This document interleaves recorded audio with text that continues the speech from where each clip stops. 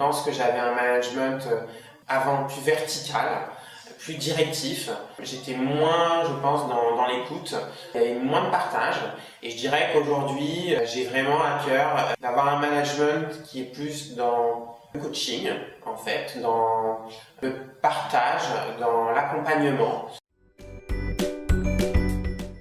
Ce qui m'a étonné et à la fois intéressé dans l'approche de Juliette, c'est qu'on a fait une première séance. Et à la fin de cette première séance, Juliette m'a dit, voilà, maintenant, Benjamin, est-ce que vous avez envie qu'on aille plus loin dans l'accompagnement, ou est-ce que vous souhaitez qu'on s'arrête là parce que voilà, un coaching, c'est une réussite à deux, et donc il faut se sentir à l'aise avec son interlocuteur. Et donc j'ai apprécié cette approche.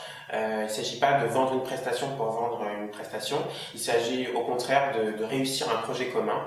Et donc c'est moi, en tous les cas, ma réponse était plutôt positive à l'égard de Juliette. J'ai eu envie d'aller plus loin et d'aller jusqu'au bout de ce coaching. Concrètement, les séances de coaching, elles se passaient par une première phase d'exploration de sujet. Donc par exemple, Juliette me disait, bon, c'est quoi voilà l'humeur du moment, est-ce que tu as envie de partager un sujet, un problème.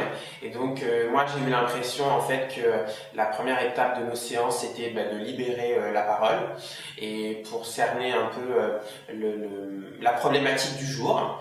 Et ensuite, une fois qu'on avait identifié cette problématique, on la traitait en fait avec des exercices, des échanges, des références par rapport à des ouvrages, par rapport à des méthodes de management, par rapport à des innovations managériales. On a beaucoup parlé d'entreprises libérées, par exemple, avec Juliette.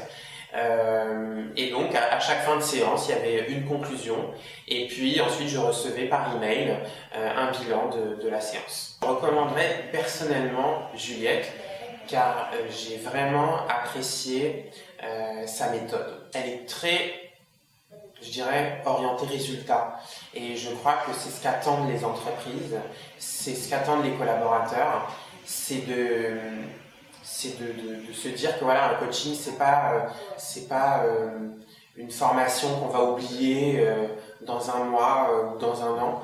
C'est un moment important, disruptif dans une carrière pour accélérer en fait ses résultats. Pour conclure, je dirais que le coaching et la méthode utilisée par Juliette et par Accor, c'est une bonne méthode pour explorer les pistes de demain.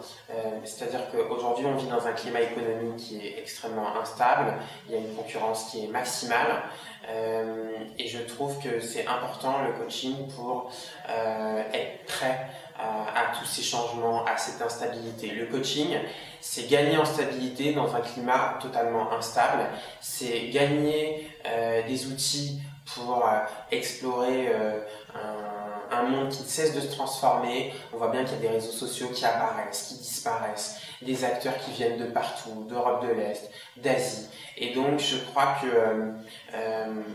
c'est comme quand on conduit un vélo, on a besoin d'apprendre à conduire un vélo et puis on a besoin de contrôler sa vitesse et puis on a besoin de devenir un pro. Et à un moment donné, si on a envie d'aller plus loin dans sa carrière de cycliste et de faire des compétitions, et je trouve que le coaching permet justement de nous accompagner dans l'apprentissage de base jusqu'à l'explosion, gagner la compétition finale.